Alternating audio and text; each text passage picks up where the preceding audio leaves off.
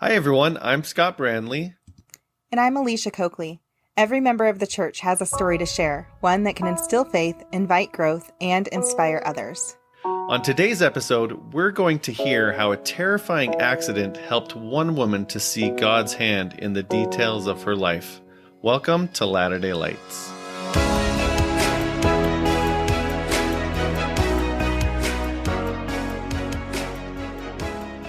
Hey everyone, happy holidays from me and Alicia here at Latter-day Lights. We're so excited that you could be here with us today. And we're really excited to have our guest speaker with us, Chani Barlow. Chani, how are you doing today? Oh, I'm doing really great. Thanks for having me. I appreciate it. Well, thank you for jumping on. I know we had some fun technical difficulties at the beginning here, but that gave me time to do my makeup, so we're good. Oh, story of my life, those technical difficulties. I know.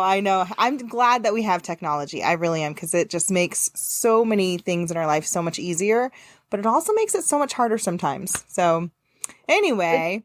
It does, though. It connects all three of us in three different locations. So I know. It's super exciting. It's been really cool doing this podcast, because just when we started to where we are now, we've just trial and error and finding new tools and things. It's been a cool technological journey to get here, but I think it looks better and better all the time. So yeah, looking good. So for our listeners, Chani, she is an author that I was able to meet at the LDS-PMA. I know you guys are just being blessed with so many authors, which I'm super excited about, because it just means that not only do you get to hear stories and a little bit about themselves on our podcast, but then you can go out and you can get their books, and then you can read even more good, uplifting stuff, which is super, super exciting. So Chani, we were in this little group. I don't even remember how it all happened, but we started talking about like books and stories that we were writing and stuff like that, and kind of like what led to this and that and the other. And next thing you know, I was talking about the podcast, and I was like, oh my gosh, like, you have to share your story on my podcast. Like, you have to do it. It gave me chills. We're like, her and I and the other person in our group, like we were all crying. We're like babies. We're just like crying at each other's stories, but it was just so awesome. And it felt like this, instant friendship type of thing. And you were so kind to send me your book. I'm so excited to be able to read it. I know I was telling you a little earlier today that I just, I want to be somewhat surprised on the podcast. So I didn't want to spoil anything else other than what I already knew. And so I'm like, I'm holding on to the book. It's in my pile of books that I have to read. I have so many of them that I just am so excited about it, but, very, very excited to hear your story today and stuff. But before we do that, Chani, why don't you tell us a little bit about yourself? Well, I'm a mom of 4 kiddos right now. That number actually fluctuates, believe it or not. I have 3 adopted ones, and sometimes we have foster kiddos that come in and out of the house. And so at any given time, we have different numbers of stockings hanging up on our banister. And so there's 6 of us right now. That is so cool. Wow. We're all hanging out in Las Vegas, Nevada, and I find the time to write when I can, in between running everybody 100 different directions. So story of my life. Wow. Yeah, that sounds pretty busy, but probably rewarding, how long have you been right? Fostering? Yeah. Yeah, it's busy. We've been fostering since 2019. So about 3 years now. Over 3 years. Okay. I'm envious. I tell my husband all the time, I just need to keep building a bigger house, because I just want to take everybody in that I can, and he's like, no, we're not going to do that. And I'm like, but it's okay. Like, we can do it. And he's like, you can do it. He's like, I can't do it. And so whenever I hear that there's couples out there who are both on board for fostering, it just warms my heart. I love that, there's people like you, because that is tough. A lot of people, I've heard these heartbreaking stories. I don't know if you've gone through any situations with your own fostering experiences and stuff, but just heartbreaking where they have to let the kid go back into a situation that they know is not going to be a safe situation, or they've had, a foster kid in their care since they were a baby, and that's all they ever knew. And all of a sudden now they just have to go back to the parents. And even if the parents are doing well, and it's like, that's wonderful, it's so hard, not just on you or that child, but any of the other kiddos that are in the house. So that is sainthood, truly sainthood right there. I don't know if it's sainthood. We've certainly experienced that, but honestly, there was one time where we first started fostering. They brought us into, it's called Child Haven. It's the refuge where they put the kids temporarily until they find a placement. They honestly had me walk back in the room where the kids were and were like, pick one, and how do you do that? It was like walking into a puppy store, honestly. Oh my gosh. It's in my book too. I mean, they showed me shoes, they showed me pictures, and it was pretty much like, pick one. Wow. It was crazy. How did you pick one? I stalled as long as I could. I tried to I went for ones that had been there the longest. I didn't want them to stay any longer than they had to, but eventually that's what we did. And then based on their ages, what would fit well with my kids and the space that we had. So got it. Wow. Oh wow. Oh man. Well, I'm sure we're probably going to touch on this a little bit more, but why don't you go ahead and let us know, where does your story begin? My story takes a couple different turns. I'm going to start actually with when I was about 16 years old, just before my 16th birthday. I was a teenager, a sophomore at Taylorsville High School, and there was a dance going on December 2nd. Back then, we didn't drive.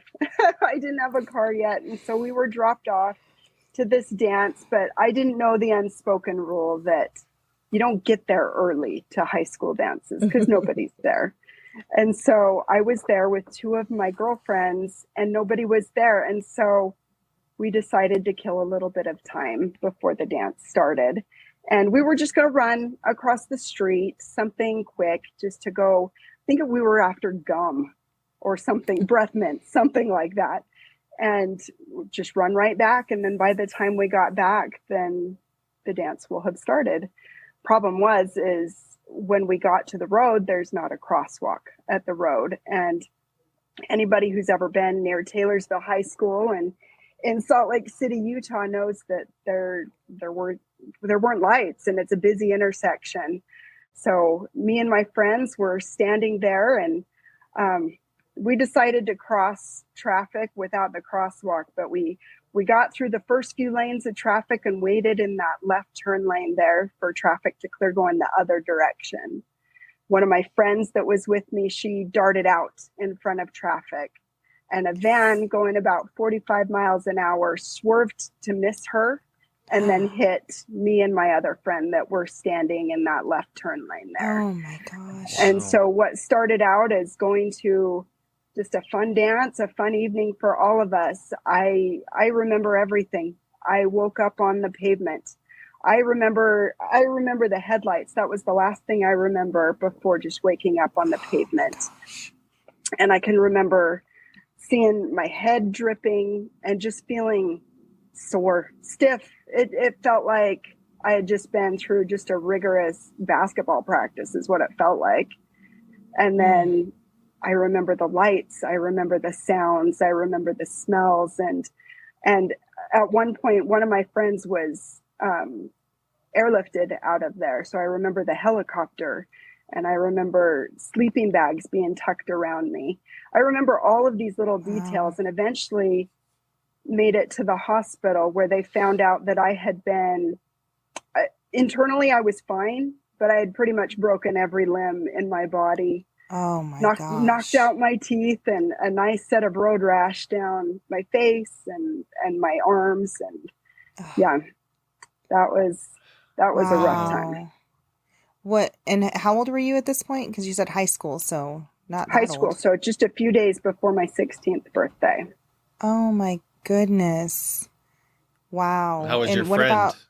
What about your friend? So the other friend that was hit by the car, she was life-flighted. She actually was released the next day. She had some head injuries, but they felt like she was good enough to be released the next day. Wow. So did you take the main force of the accident? Was it you first and then your friend that was hit? It was, we didn't find out till afterwards, but apparently I was the one that was hit dead center by the car. My friend kind of hit off the side.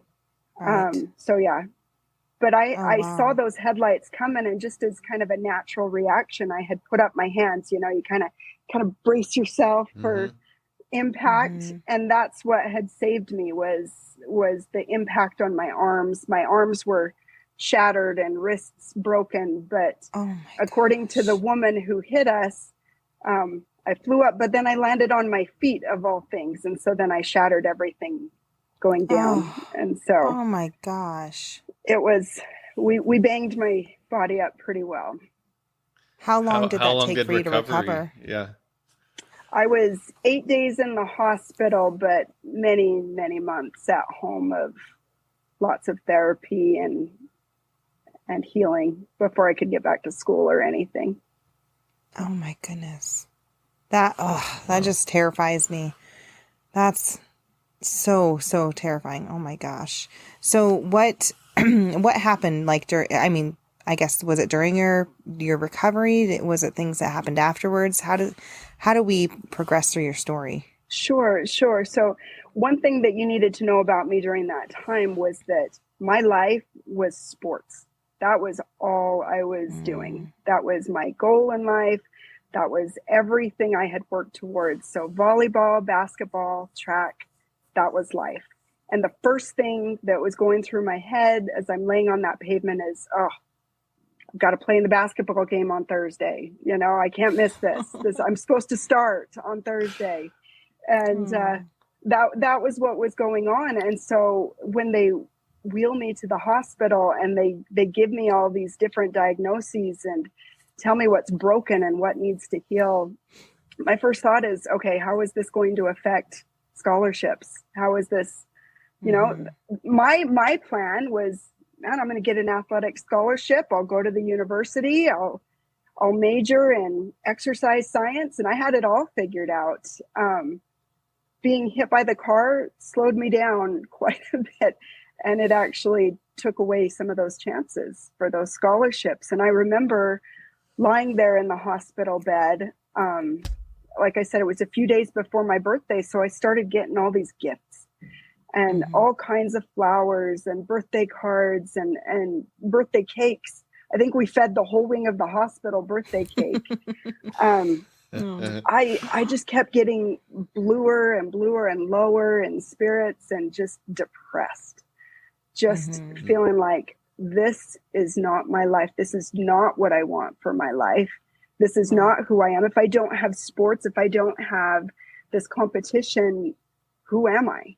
I mean, that was the that sounds dramatic. I know. I was a teenager. Come on. That was teenage girl drama. That I was convinced that was my life and my life was now over. I shouldn't have lived.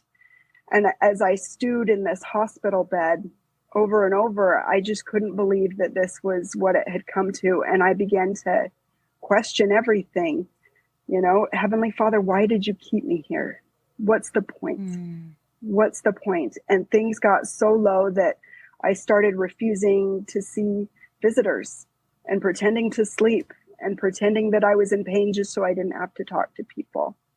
And I remember at one point, even my basketball team came to visit and nobody would look at me. Nobody would look up.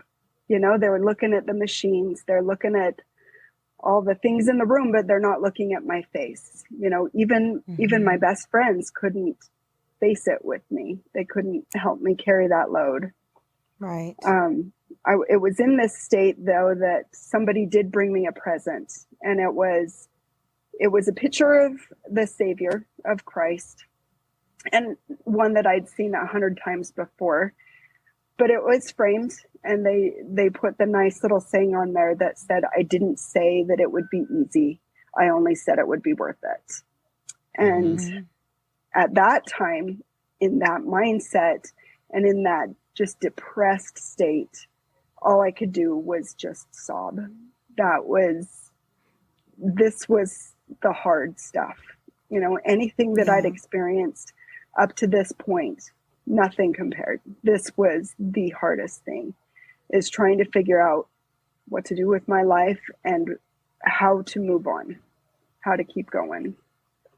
And so as I did that, I remember feeling for the first time just this warmth, just this love enveloped me. And I'd never felt that before. I had grown up going to church, being a member of the Church of Jesus Christ of Latter-day Saints my entire life.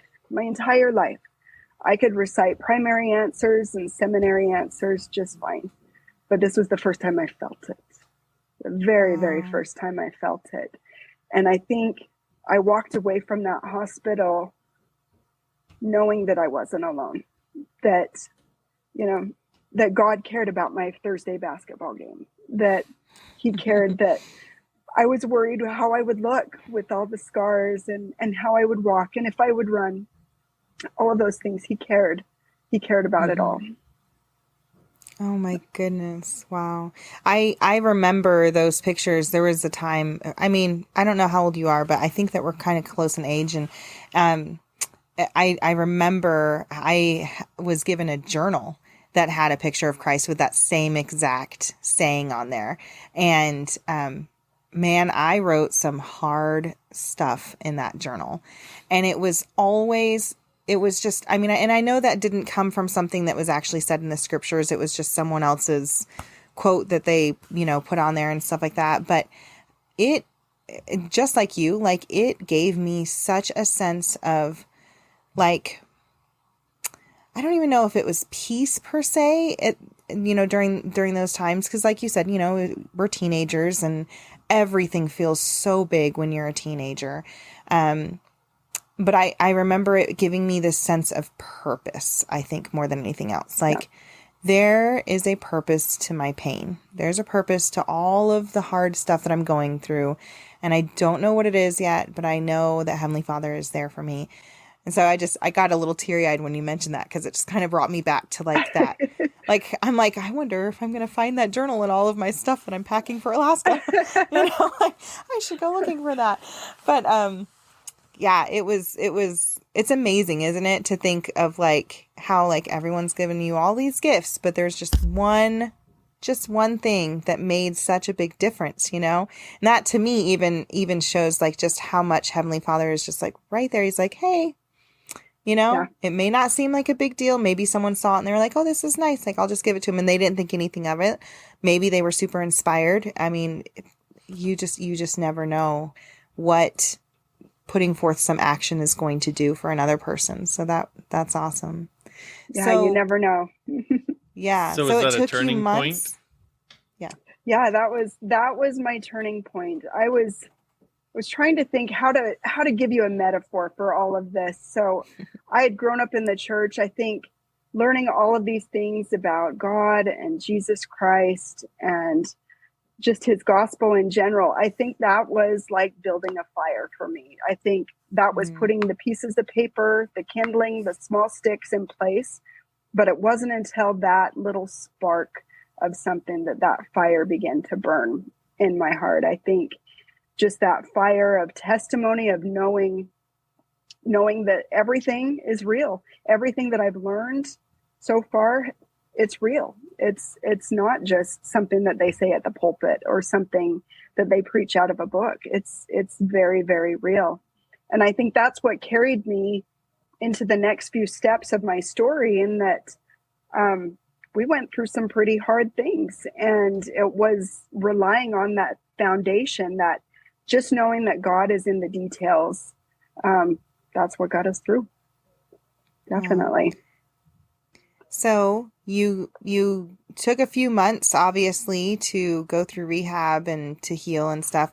How long was it before you were like back to as much of your old self, or your new self, I guess, is what you could have been?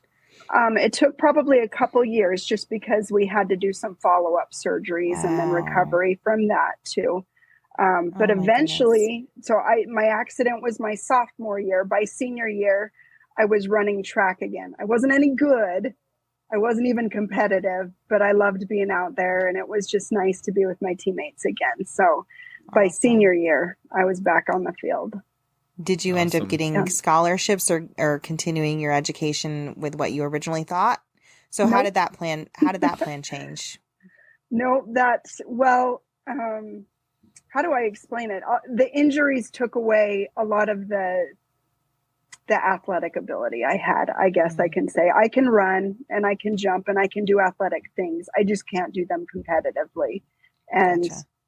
for scholarship purposes, that didn't work. I did still end up going to school, and I met my sweetheart while I was going to school.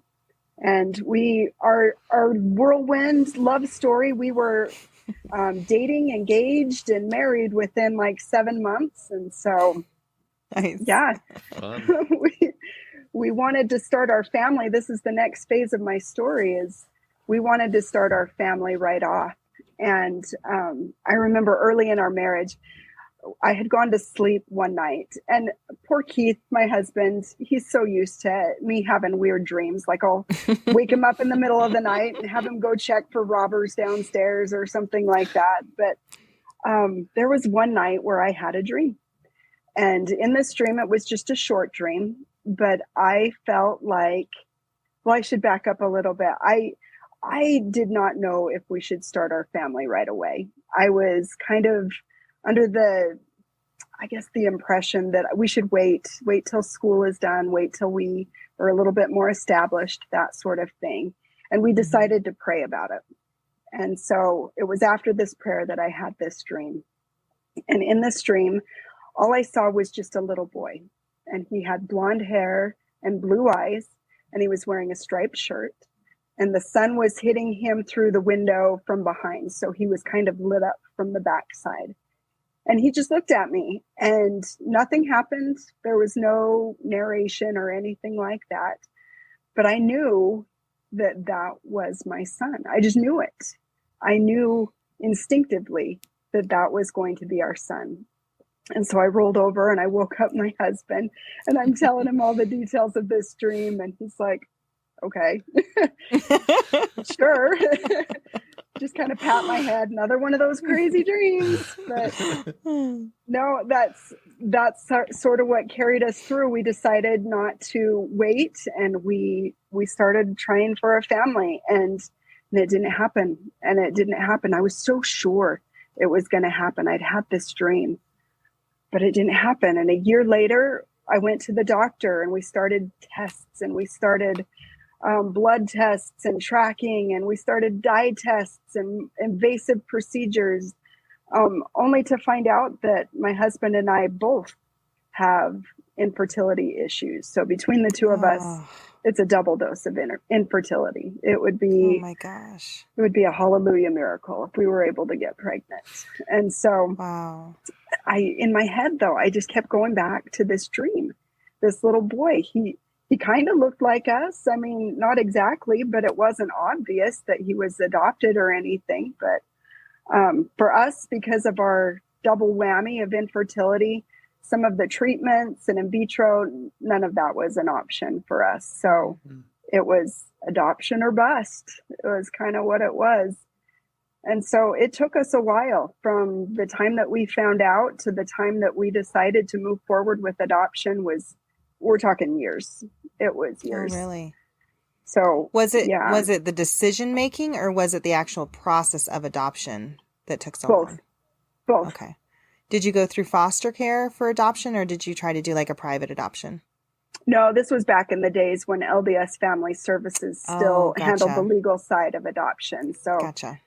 We decided to go through LDS Family Services. And so we got our paperwork all ready and approved. And yeah, about a year to the date from when our paperwork was approved, we got a phone call.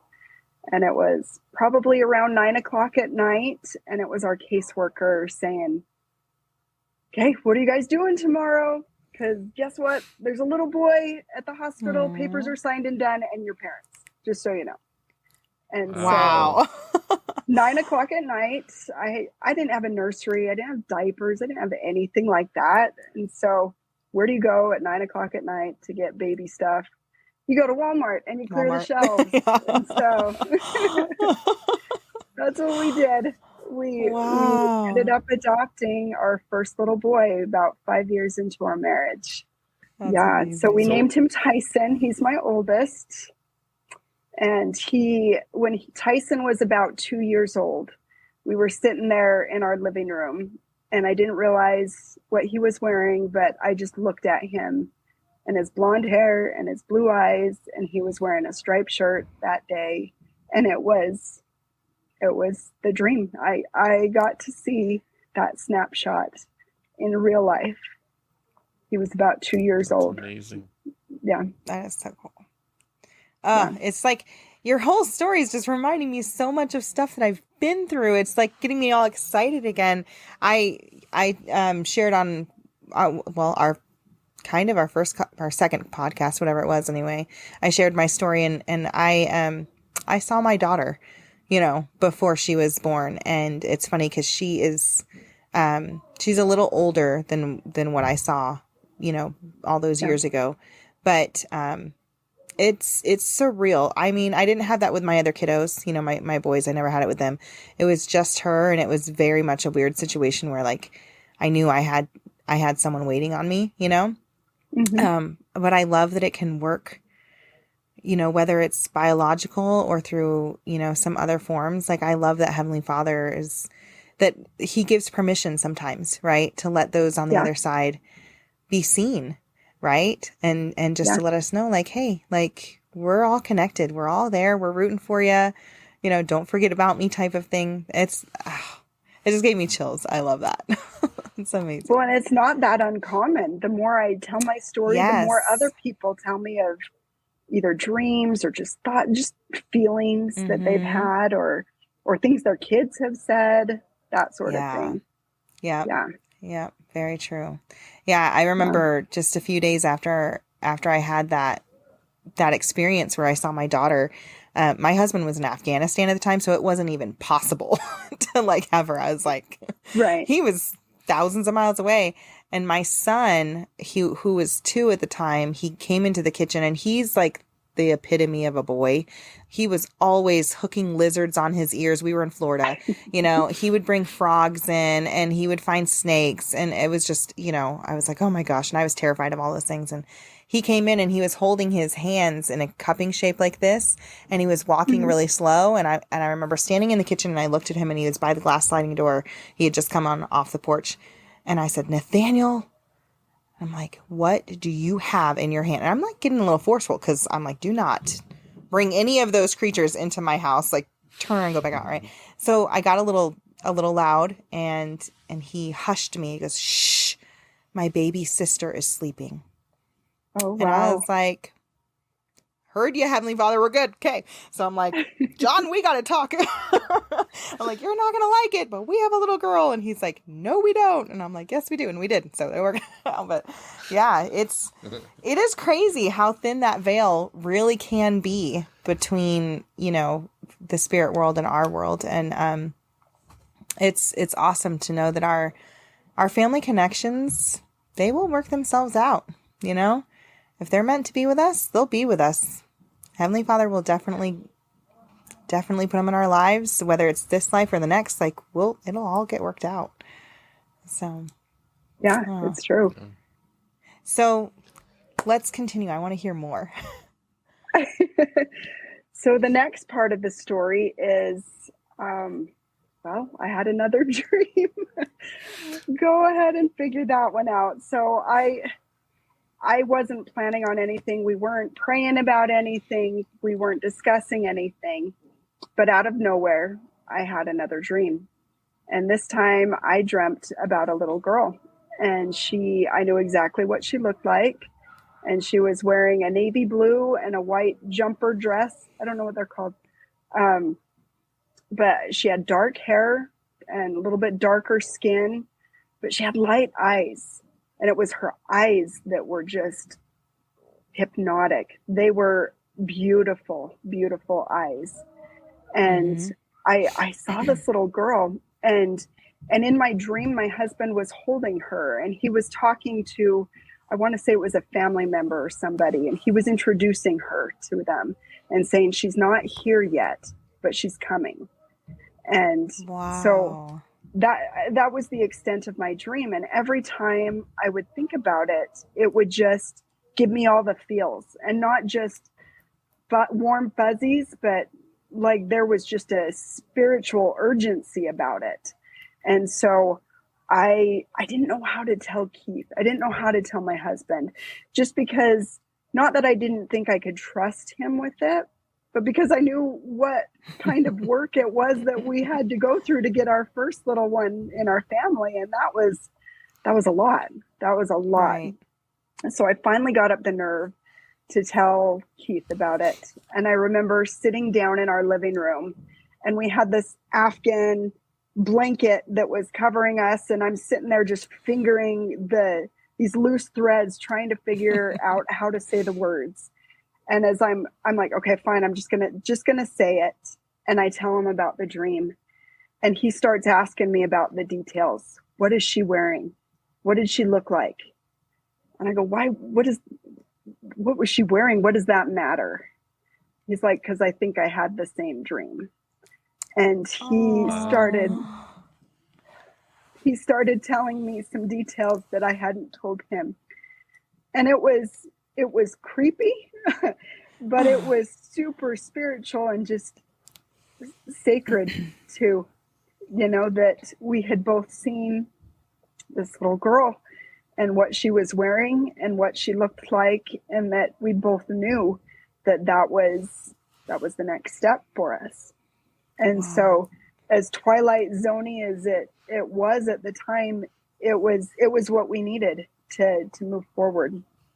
And so we put in our adoption paperwork again, and we waited and we waited and we waited and we waited even more. And we're talking like 5 years worth of waiting. Oh my And gosh. Every January, our home study, which is required for adoption, we just had to update it. We just kept updating the home study over and over again, and nothing would happen and nothing would happen. And we had some close calls. We had some maybe not great stories about the adoption process at that point, but nothing really ever materialized. My husband ended up going to graduate school in the meantime. And, it's a 3-year process. I'm kind of hoping the adoption goes through, but at the same time, it's like, oh, how would we do this if it does go through? Oh my goodness. Yeah. And he graduates. So he graduated law school, and we ended up moving to Las Vegas 2 weeks after we moved to Las Vegas. We're walking around the Strip playing tourists in our new city, and we were in the Coca-Cola store downtown, and my phone rang, and it was somebody from LDS Family Services from 8 years previous. They still had our phone number on file and said, wow. Hey, is this Chani and Keith? I'm just trying to get a hold of them. I have your oldest son, birth mom, contacted us. She's expecting again, and she wants to know if you would be willing to adopt the sibling for your son. And this was early. Like she had an appointment to terminate the pregnancy, and they're like, no hurries or anything, but you should know that this is coming. And so we were like, no, please, we're good. So we're standing there in the Coca-Cola store trying to, not sob all over the place and ugly cry. But yeah, I mean, we didn't have contact with my son's birth mom just because of her circumstances then. Mm-hmm. We'd lost contact with her, but we'd still kept contact with another family member. And so they were the ones who were like, yeah, you should contact the family, see if they'd be willing to do it. But yeah, 2 weeks later, we got this phone call. And so, yeah, we had another one on the way, and they are now, 8 years apart, 8.5 years apart. But yeah, oh my goodness. She called me. So that started contact again with the birth mom. she contacted me a few months later when they found out the gender of the baby. And she's like, I just want you to know. It was like, drum roll, please. You're having a boy. And it was like, no, that's not right. Sure. Go check again. Are you sure there's not another one in there? Are maybe sure? Like, can we get a 2 for here? I know, right? I know. I was go check again. I was convinced then at that point that something was going to fall through, that this was not going to work out. But there were lots of hurdles, but it still went through. It still went through. And so I kept thinking, oh my goodness, where's this little girl? Where's this little girl? And after a while, we began calling her Solace, just because every time I would hear that song, Where Can I Turn for Peace? Where is my solace? It just made me think of her. And I don't know why, but so we're like, we got to find solace. Where does this mean we have to do another adoption? And so we sort of sat on it. And I went to, I think it was a dinner, a church activity of some sort. And my second son by then was probably a year old or so. And I just felt like these words flow through me that just said, find her. It's time to find her. And so I'm sitting at this dinner and thinking like, I don't want to find her. I know, I mean, the first adoption took a couple years. This last one took, many more, 6 or 7 altogether. I don't want to start another one. And so by then, LDS Family Services no longer handled the legal side of adoptions. They still handle counseling and things like that, but they didn't do that. So we began researching things in our area. We looked at foster care, and I went to an orientation with my husband. And as we're sitting there in that orientation, somebody said, somebody asked a question about being able to adopt foster kids, or the Foster to Adopt program. And the caseworker looked at them and they said, if this ends in adoption, we consider it a failure from our end. And we went, oh, so adoption is failure? I don't know if this is the best fit for us. And so we walked. We weren't going to do foster care. But we did find another agency in the area, and they had this orientation where we had to meet and just learn the basics. And as we're sitting there, this is Las Vegas in the summer, the fire alarm goes off, and Catholic Charities, everybody just evacuates the building into this 114-degree heat. And we're standing outside with just these blaring sirens and trying to yell back and forth to, is this something that you guys want to do?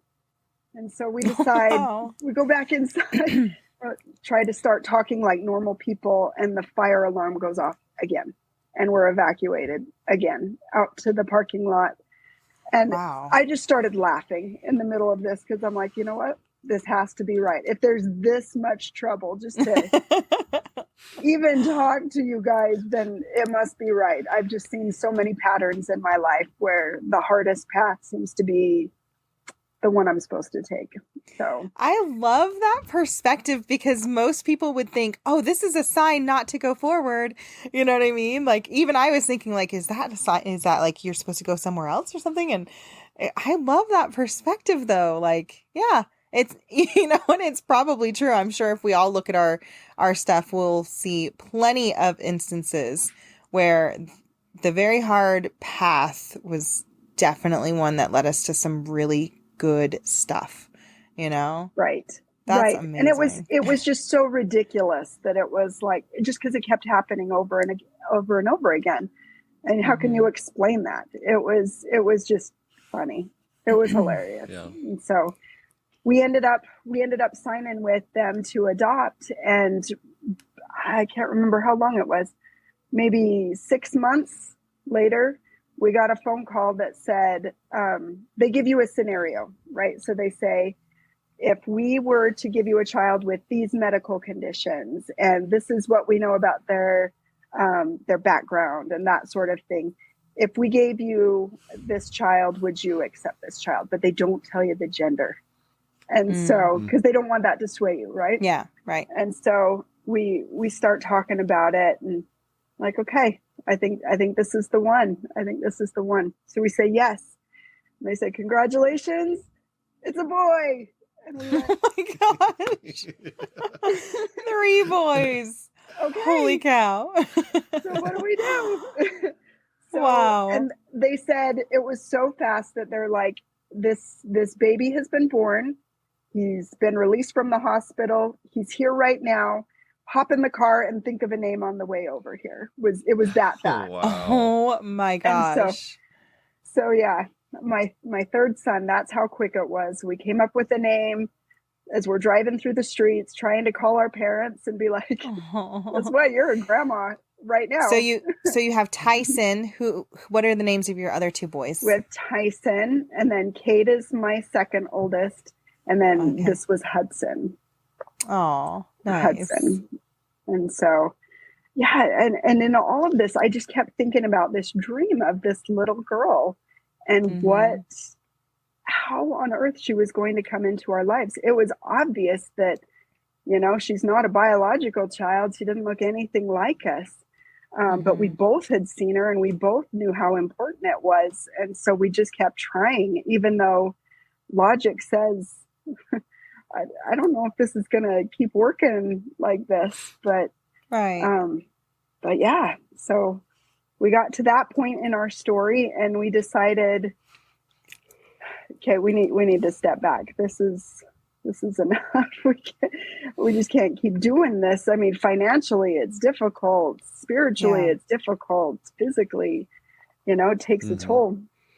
And we eventually came around to the idea of foster care again, which is when I started telling you about seeing these little kids in almost this little puppy store setting. But that was our first foster experience. Was Child Haven had taken in, I don't know, a couple dozen kids in one night, and they were just desperate for families for it to go to. So as soon as our license went through, a couple days later, it was like, okay, come on down, come and talk to us. And when I got there, it was basically pick one. And so, wow.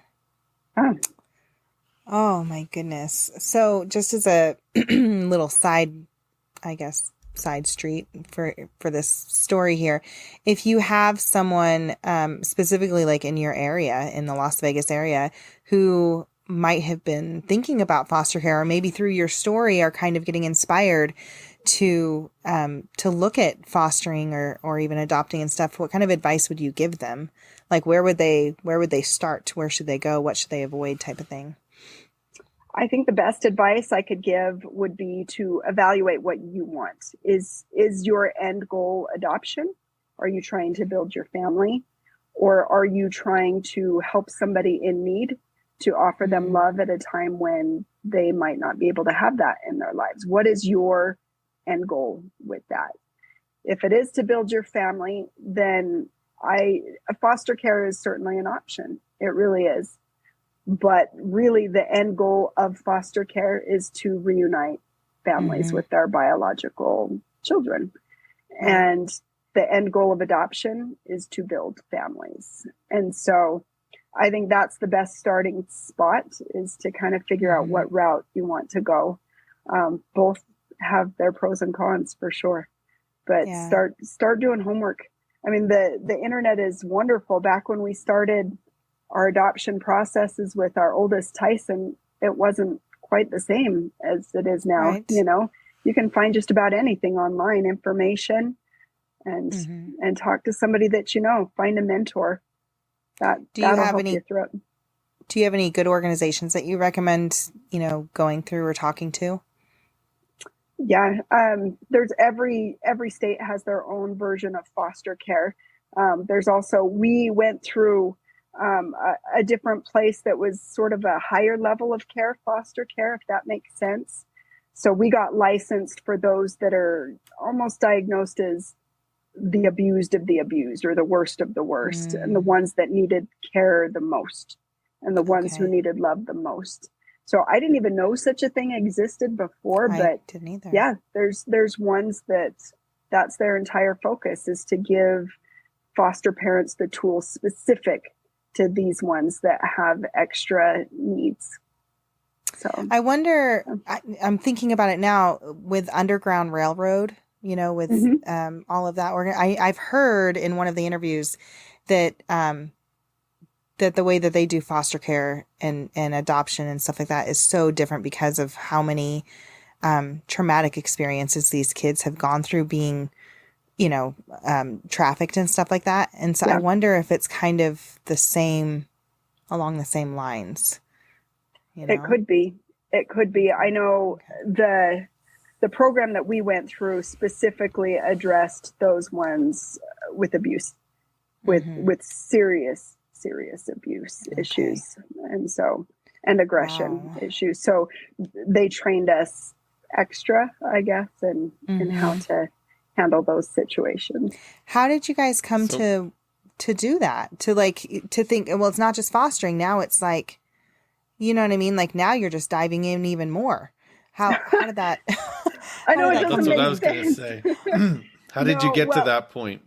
Right. I had, I told you before, we attended an orientation, and this was just with the regular foster care system with DFS here in our area, where they told us that in their minds, adoption was failure.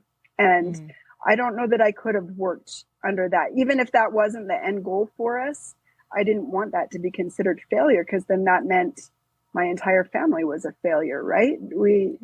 All of our kids came to us through adoption. That's not failure to me. And so I didn't want to go that route. Let's say I had just written off them as an option. Okay. I was watching the news one day, and they have those special segments, you know, those community segments where they talk to people about events going on in the community. And there was some sort of a fundraiser drive for foster kids in the area, but it had been held by this specialized agency. And as they talked, I never watched these news segments. I don't have time to sit and watch these news segments and these special interest stories, but for some reason I happened to catch it. And then I happened to catch a promo for the agency somewhere else. And then I happened to drive by it. And then just all of these circumstances led me to think, okay, maybe we should walk in and go talk to them. And when we started talking to them, their goals and their ideals aligned with ours. And they are Christian-based agency that just fits with us. And I liked what I heard from them. Even if the goal eventually was to reunite biological families, I liked the way that they approached taking care of the kids and taking them into the system. And so I figured that was sort of the next step. And as we talked about it, we both kind of just knew that. And I think we had to be prepped for it. We went to lots of foster orientations over the years as we were building our family, but it wasn't until then that's when we decided it was time. And that happened faster. Oh, sorry, Scott. I was going to say, how long has it been now since you've been fostering, and how's that experience gone for you? So we are on our 4th placement. We've been fostering for 3 years now. Our first experience was it was difficult. It was really, really difficult. It was a sibling group, and I talk about it in my book a little bit, but I can't share all the details of their lives, but just picture any way a child could be abused. These children were abused that way. And even from the first conversation in the car, bringing them home, I knew that we were in for a big mountain to climb. They were really, really hard kids. They were under the age of 5, though. We figured that little ones, that they would be, I don't know, naively, I thought that they wouldn't be as impacted by the foster Right. system or by removal as much if they were young enough, but that's not the case. We learned that the hard way, but that is not the case.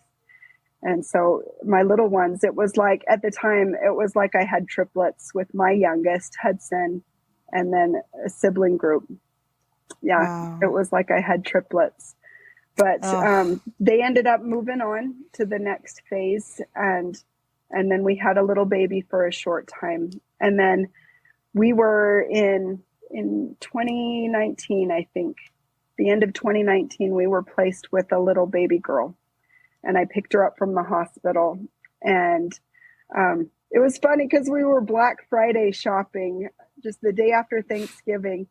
I was out. We were sitting in Kohl's parking lot. And we had the newspaper with all the ads on the floor of the car. And the phone rings, and it's the agency saying that there's this little girl and she's at the hospital right now. And to go, this is the story of our picking up our kids. I think only one of them we had any notice.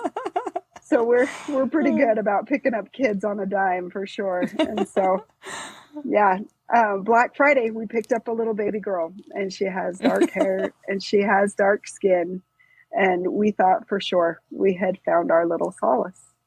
And yeah, that's about where my book ends, if you want to know that. Wow. But yeah, she's been with us. Let's see, she was with us for the first year of her life. And things didn't go well. She ended up going back. She went back. It's hard. It's hard to root against a parent getting their life back in order. You know, you don't want to do that. Right. But her family did, and things opened up that she did go back to her family. And so, I can only imagine how difficult that would be. But I do love that, you know, you have that perspective of her family did work really hard to get her back and to change some things. And it's amazing to know that, like, you guys got to be there to keep her safe for a while, you know, while they figured their stuff out, you know, that's, so, but you didn't find your solace. Maybe. Yes and no. Yes and no. I'll leave you with this. So this little girl, she did end up going back to her family. And a few days before she went back to her family, so she's about 1 year old at this point, and she's starting to talk, and she's starting to cruise, not quite walking on her own, but move around with her hands on the couch. She just kept looking off in the distance, and she would smile. And it was like she was looking at somebody, and she kept babbling like there's nobody there. And she would sit there and talk to them. And I didn't think anything of it until I took my son for an appointment. It was like a dentist appointment. And she was off in the corner having a conversation with somebody, you know, and I am absolutely convinced that she was seeing angels, that she was sent angels to protect her. And in some blessings that I received afterwards, feeling distraught that she had left us and going through this mourning period, that's what I was told, is that she had angels watching over her. And she did. We kept contact with the family. And so she was doing well. Occasionally we would get pictures of her, and a couple times we did some play dates. And then in April of this year, I got a really weird phone call. It eventually was that she was back in the foster system. And so I made some phone calls because I had some connections, right? And she was back in our home in 2 days. And so she's here. She's here now. Really? She's here with us. And we don't know where it's going to go. She could easily go back to her family, but she could just as easily be permanently with us. And does she have the eyes that you'd mentioned? She doesn't have the eyes, everything else. And the other day she was wearing a navy blue and a white dress, and I just couldn't stop staring at her. And I told my husband, look at her dress. look at her dress, look at what she's wearing. And I don't think he remembers, maybe, but so yeah. you don't know So yet. it's a solid maybe. Wow. But oh my goodness. I guess what it comes That's down to is that I don't think we've ever been forgotten. I don't think this was a prank that heaven played on us to show us this little girl. I think there's definitely been purpose. Our boys that joined our family, they have always been meant to join our family. We just needed maybe that push of looking for her to get them here too. I think. right. Yeah. Just a few awkward steps, but yeah, my family has come to be that way. Oh man. I love your whole story and your whole perspective. And, I mean, obviously I can't even begin to imagine how difficult going through that process, and especially like the kiddos that you have had to, to let leave your home, and the ones that you didn't get to take in at all. And, just all of it like that. Man, I'm like super excited to read your book because I know that there's going to be so many more details and little side stories in it. I'm so excited about that. And I'm so excited for you guys to find out if this little girl is your solace or not. And if she is, just absolutely wonderful. And if she isn't, that's okay too. It's wonderful because you are still getting to help another child along the way. And, oh man, thank you so much for the story and for just everything. That's amazing. You're welcome. Thank you for hearing my story. I don't know if it will affect anybody else or if anybody's ever had a similar experience, but even if we haven't, I think we can all relate to the fact that sometimes our lives don't go as planned. And sometimes what was plan A turns into B and turns into C, and eventually makes its way down until your life becomes never like you had imagined, but so beautiful. Yeah. So in the process. Yeah. I have some family members that are adopted. Not some of my nephews and a niece. And it takes a special type of person that can just love somebody as their own and just make them part of their family. And I couldn't imagine our family without them in it. Yeah. And so. Thank you. Yeah, I think we're the lucky ones, really, in all of it, for sure. I was thinking about the first foster care that you'd kind of gone through, who said, that they believe that adoption is a failure. And I remember going through something, different, but similar at the same time when some of my nieces and nephews were taken out of the care of their parents. And between my siblings, we kind of had to distribute, as best as we could. And so we dealt with like the guardian ad litems, and we had the court visits, and we had that similar talk where it was like, hey, like, reunification is always the goal. It's always the goal. And I'm like, yeah, but what if reunification isn't the best goal for them? And they're like, we always try to get the parents to do what they need to do so that the kids can be back with them. And I remember being so angry at the time, because I was like, no, like, I'm going to put all this work and this love and this time and this energy. And, like I had said earlier, it was so hard.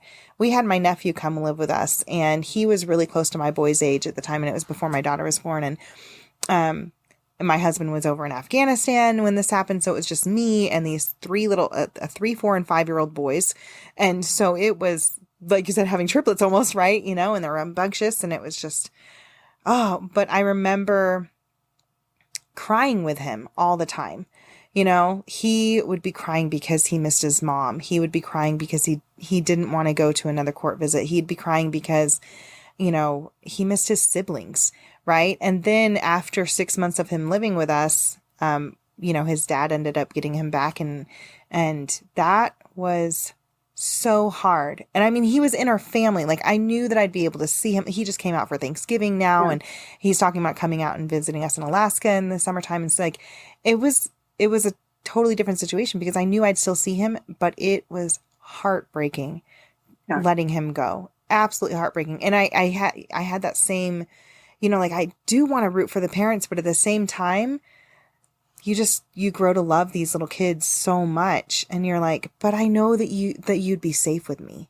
Like I know where I'm at. I don't know what anybody else will do, but I know that I can love you and that you could have a good life. And especially when you like throw in the gospel, right? Like just knowing that a lot of these kids in foster care, you have to give them back to homes that don't have the gospel in them at all.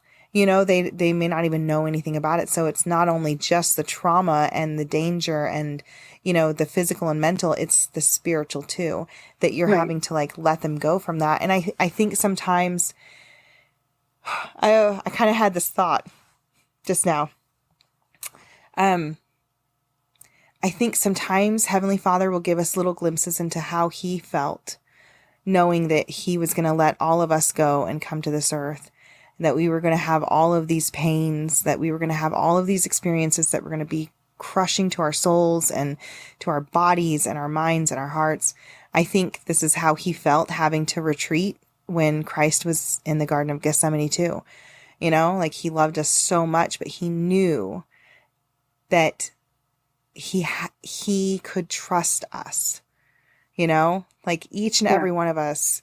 Heavenly Father loves us so much. He knows that he can trust us to get through whatever it is, the worst of the worst, the ugliest of the ugly in this life. And that we have an opportunity to use those hard things in order to look for those little details where he's there, and to be able to reach out and to bless the lives of other people, even if it's just for a short time, even if it's something as little as giving a stranger a smile in the store, or giving a child a bed in your home, or, making space in your heart to love someone who seems very unlovable, I just,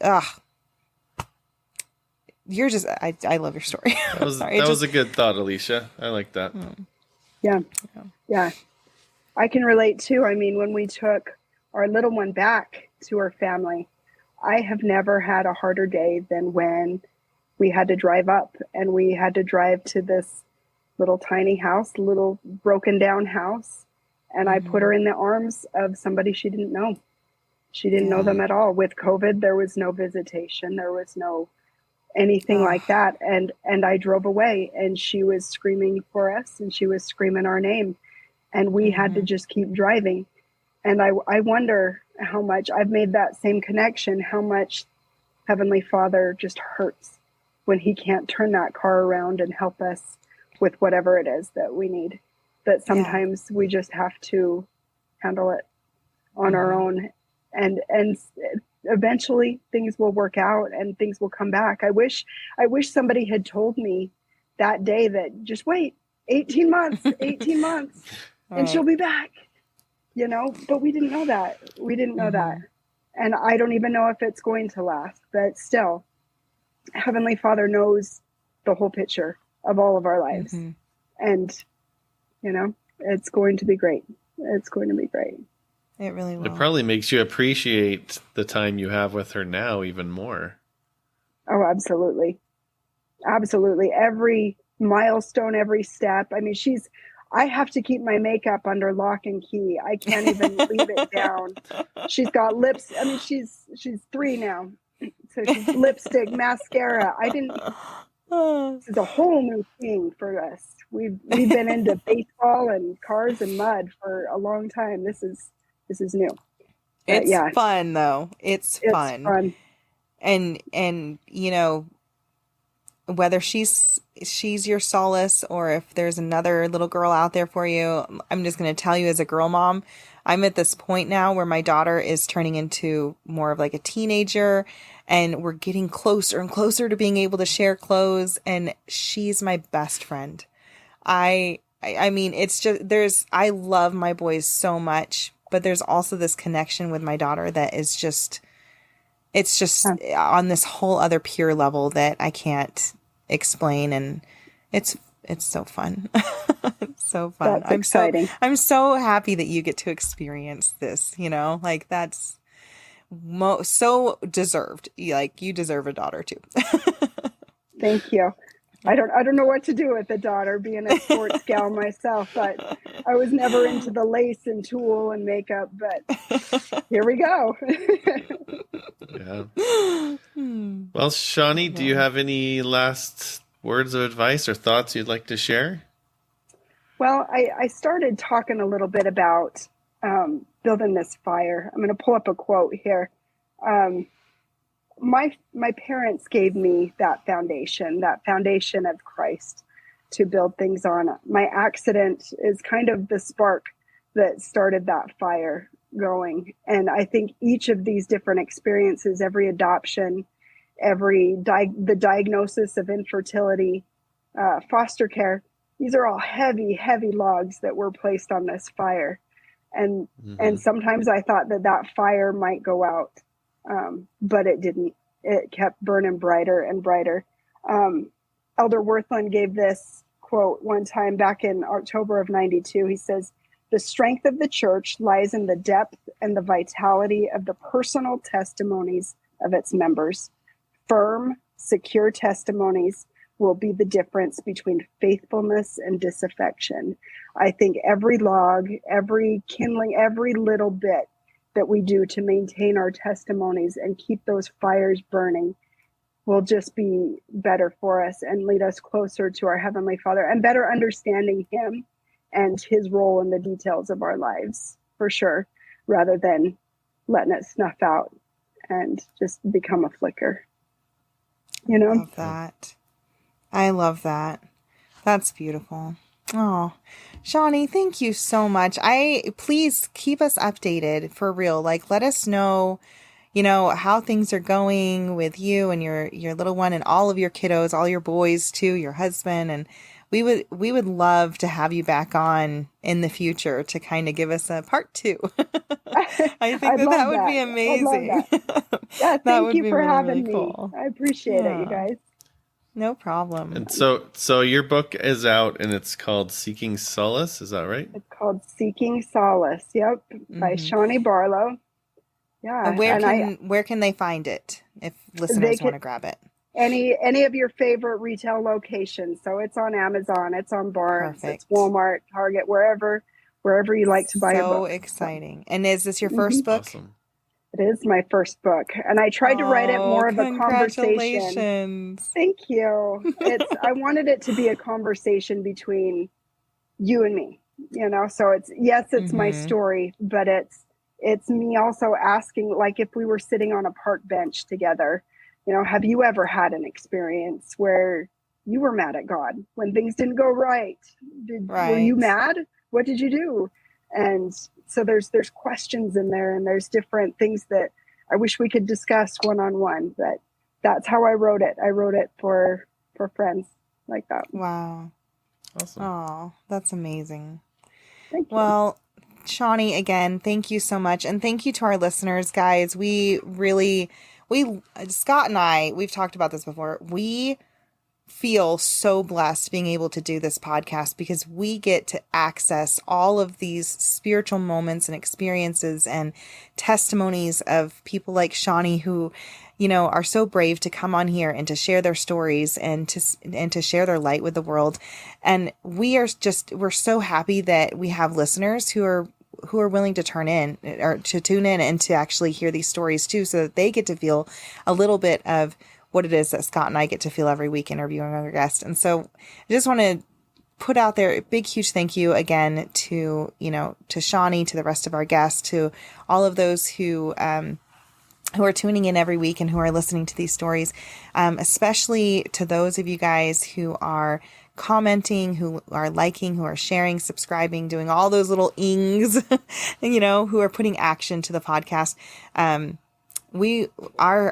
goal is really to spread the light of Christ throughout the world, to try to counteract some of those dark things that we all have to deal with. And so if you guys would like to share a little light yourselves, please be sure to share Chani's story today. You have no idea who it might touch, who it might inspire, and who it might help to instill some extra faith into their own testimonies.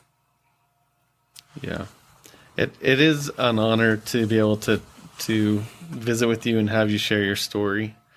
And it does feel, I don't know, it feels like an honor and a special blessing in our lives to be able to do it. So thanks, Chani, for being on here and being part of that light that we're sharing.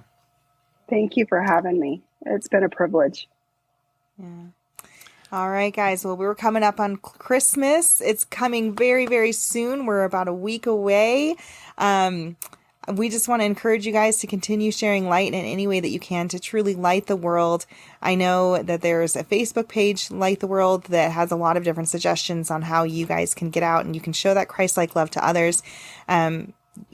Definitely do what you can to keep Christ in your heart this season and go a little bit further and try to help other people to see him in all that they have to deal with and all that they have to do and all that they have